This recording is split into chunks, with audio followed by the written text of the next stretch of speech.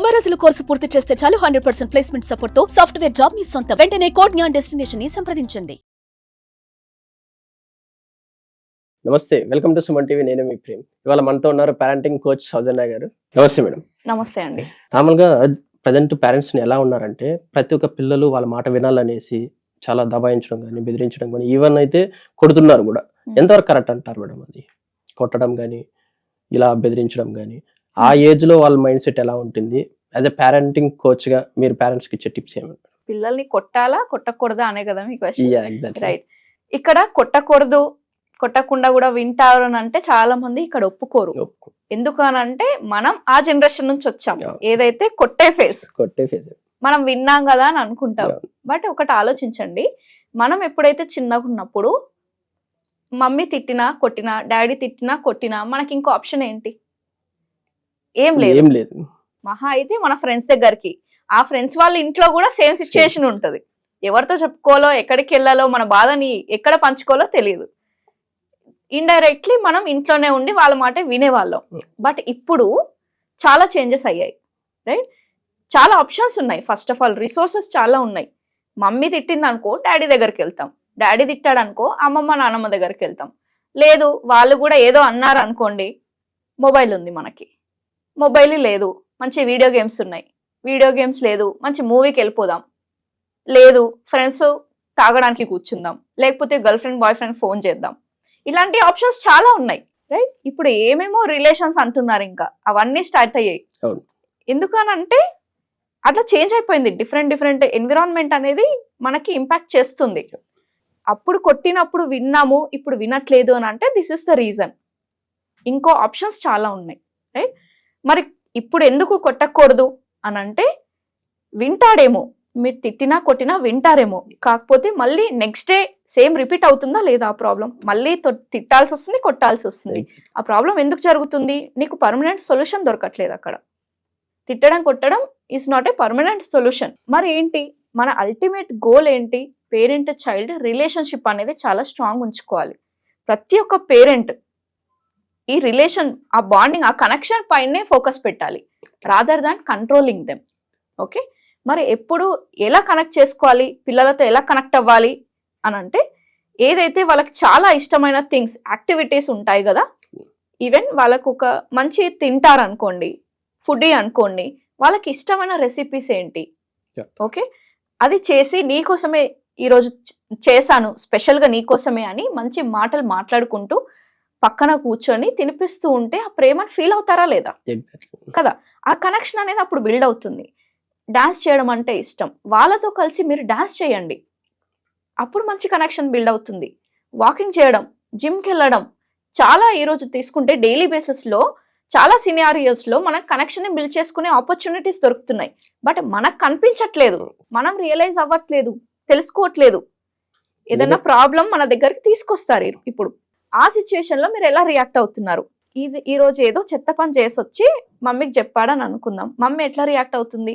It's okay నాన్న అంటుందా, next time అలా చేయకంటుందా, లేకపోతే ఒకటి ఇచ్చేస్తుంది, ఎందుకు చేసినావని ఇంకెక్కువ తిట్టేస్తారు ఈ జనరేషన్ పేరెంట్స్ అందరూ కూడా. బట్ అలా చేయకుండా ఫస్ట్ మీ దగ్గరకు వచ్చి ఆ నిజం ఒప్పుకున్నందుకు అప్రిషియేట్ చేయండి first of all. Okay. Next time ఏదన్నా పెద్దది చేసినా, చిన్నది చేసినా, లేకపోతే అసలు చెయ్యడు కూడా, మీరు గనక మంచిగా రిసీవ్ చేసుకుంటే ఆ పర్సన్ని, అంటే ఆ చైల్డ్ని, ఓకే, ఏది ఏమైపోయినా ప్రపంచం మొత్తం నాకు ఆపోజిట్ ఉన్నా నాకు నా పేరెంట్స్ ఉన్నారు అనే నమ్మకం మీరు ఇవ్వగలిగితే ఎవరు కూడా రాంగ్ డైరెక్షన్లో వెళ్ళరు.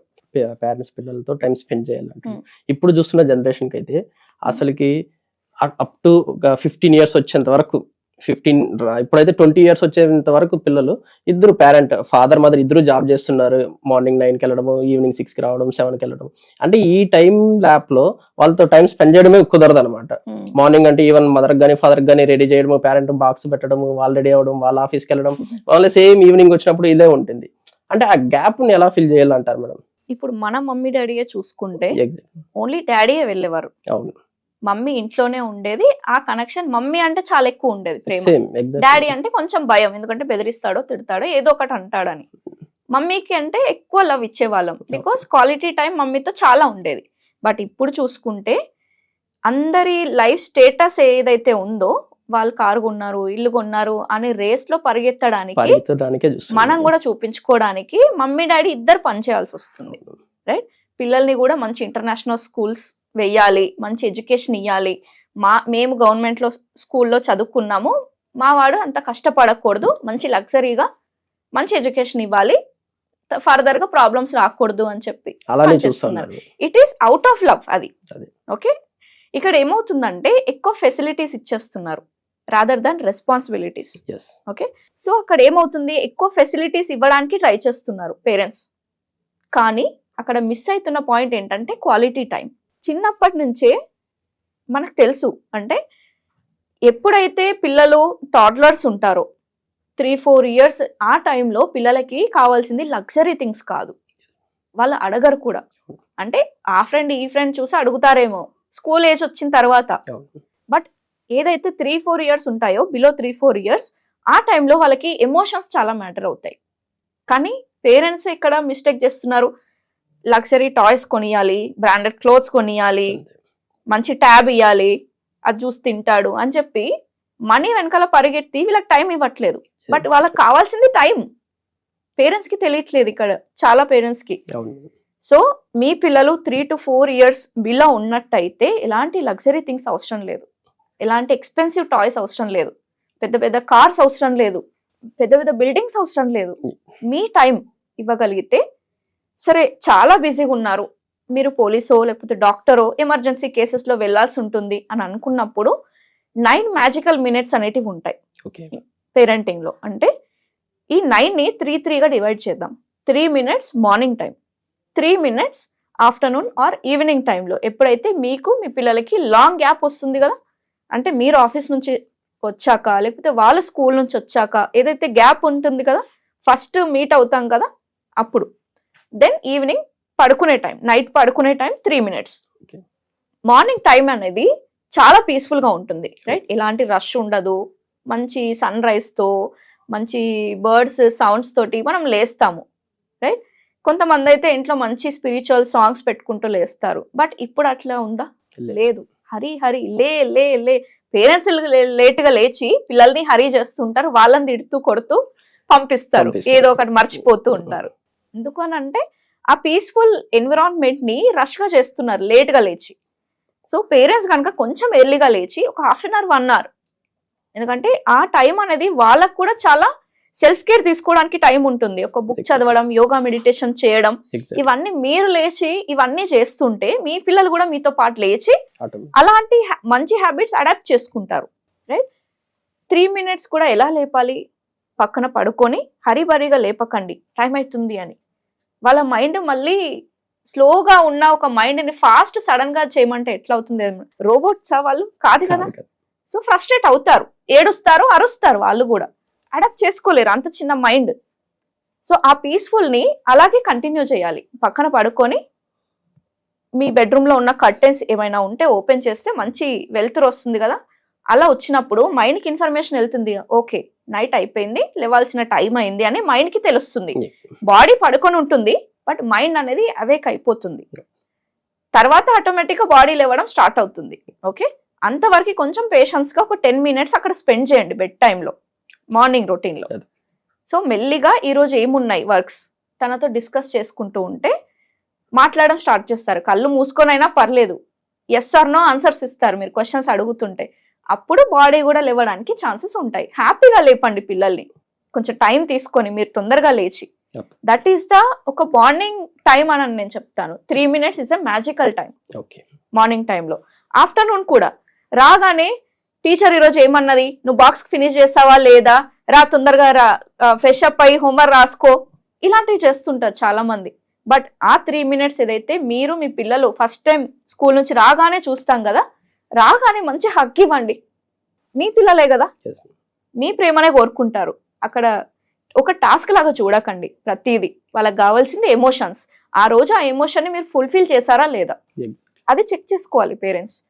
సో అలా కనుక హగ్ ఇచ్చి మంచిగా మాట్లాడడం స్టార్ట్ చేస్తే, ఈరోజు టీచర్ ఏమంది నాన్న, నిన్ను చాలా మిస్ అయ్యాను ఈరోజు, ఐ లవ్ యూ నాన్న, ఐ మిస్ యూ నాన్న, ఇలాంటి మాటలు మాట్లాడుతుంటే ఇప్పుడు మీ మదర్ ఇలా మాట్లాడితే మీకు ఎంత బాగా అనిపిస్తుంది? నాన్న ఈ రోజు నువ్వు ఆఫీస్కి వెళ్ళావు కానీ ఈ రోజు చాలా నువ్వు గుర్తొచ్చావు అని అంటే నీకు ఎంత బాగా అనిపిస్తుంది, రైట్? ఆ పిల్లలు కూడా అదే కోరుకుంటారు. సో దాన్ని ఇవ్వండి, ఆ లవ్ని ఇవ్వండి ఫస్ట్ ఆఫ్ ఆల్. తర్వాత టాస్క్లు ఎట్లాగో ఫినిష్ అవుతాయి టైం ప్రకారం. దెన్ నైట్ పడుకునే ముందు ఆ 3 minutes ఏదైతే ఉంటుందో చాలా పీస్ఫుల్గా పడుకోబెట్టాలి. చాలా మంది పేరెంట్స్ ఏం చేస్తారంటే బూచోడు వస్తున్నాడు పడుకో, దయ్యం వస్తుంది పడుకో, భయపెట్టి పడుకోబెడుతున్నారు. ఆ మైండ్ ఆల్రెడీ డిస్టర్బ్ అయి ఉంది, నిద్ర ఎట్లా పడుతుంది వాళ్ళకి? అందుకే చాలా టైం వరకు పిల్లలు 12 అయినా 1 అయినా పడుకోవట్లేదంటే దట్ ఈస్ ద రీజన్. వాళ్ళ మైండ్ రిలాక్స్ అవ్వట్లే. ఇంకొకటి ఫుడ్ హ్యాబిట్స్ కూడా. నైట్ పడుకునే ముందు స్క్రీన్స్ కానీ షుగరీ ఐటమ్స్ కానీ మీరు ఇచ్చారనుకోండి వాళ్ళు పడుకోరు. మిస్టేక్ మీ దగ్గరే ఉంది, మీరే అన్ని ఇచ్చి వాళ్ళు పడుకోవట్లేదు అని అంటే ఎట్లా, రైట్? సో ఇవన్నీ చెక్ చేసుకోవాలి. ఇదంతా ల్యాక్ ఆఫ్ నాలెడ్జ్, తెలియక చేస్తున్నారు పాపం, వాళ్ళని కూడా అనడానికి ఏం లేదు. సో ఇవన్నీ వీడియోస్ చూసో లేకపోతే ఇలాంటి క్లాసెస్ అటెండ్ అయ్యో తెలుసుకుంటే పేరెంటింగ్ అనేది చాలా సింపుల్. మీరు అనుకున్నంత టఫ్ ఏమి ఉండదు. ఈ 3 minutes, ఈ మార్నింగ్ ఈవినింగ్ నైట్, ఈ 3 minutes కనుక మీరు పీస్ఫుల్గా చేసుకుంటే ఆ కనెక్షన్ అనేది ఆటోమేటిక్గా బిల్డ్ అవుతాడు. ఇందాక మనం మాట్లాడుకున్నట్టు ఎవరైతే పేరెంట్స్ని అది చేశాడు ఇది చేశాడు చాలా క్రిమినల్గా మారిపోతున్నాడు అని అనుకుంటే ఇట్లాంటి చిన్న చిన్న చేంజెస్ చేసుకుంటే సమ్ పాయింట్ తనకు అర్థమవుతుంది what is real love, what is respect, what is trust అనేది పేరెంట్స్ నుంచి నేర్చుకుంటాడు. కొంచెం అది తెలుసుకునే వరకు పేషెన్స్గా ఉండాలి. మీరు ఫస్ట్ టైం చెప్పగానే వినడు, నేనే రాసిస్తా. ఎందుకంటే ఇన్ని రోజులు ఒక ఫామ్లో ఉన్నాడు కదా, సడన్గా స్విచ్ చేస్తే మీరు అనుకున్నట్టు మారిపోవడానికి రోబోట్స్ కాదు. డైలీ ఒక ప్రాక్టీస్ లాగా చేయాలి, కన్సిస్టెన్సీ ఉండాలి, పేషెన్స్తో ఉండాలి. అప్పుడే చేంజెస్ అనేటివి కనిపిస్తాయి, రైట్? ఎంతసేపు పిల్లల్ని కంట్రోల్ చేద్దామనే కాకుండా మీరు కంట్రోల్లో ఉండి మీ మెథడాలజీని చేంజ్ చేసుకోవాలి. డైలీ యాక్టివిటీస్ని చేంజ్ చేసుకుంటూ ఉండాలి. థ్యాంక్ యూ అండి. సుమన్ టీవీలో మీ పర్సనల్ అండ్ బిజినెస్ ప్రమోషన్స్ కోసం కింది నెంబర్కి కాంటాక్ట్ చేయండి.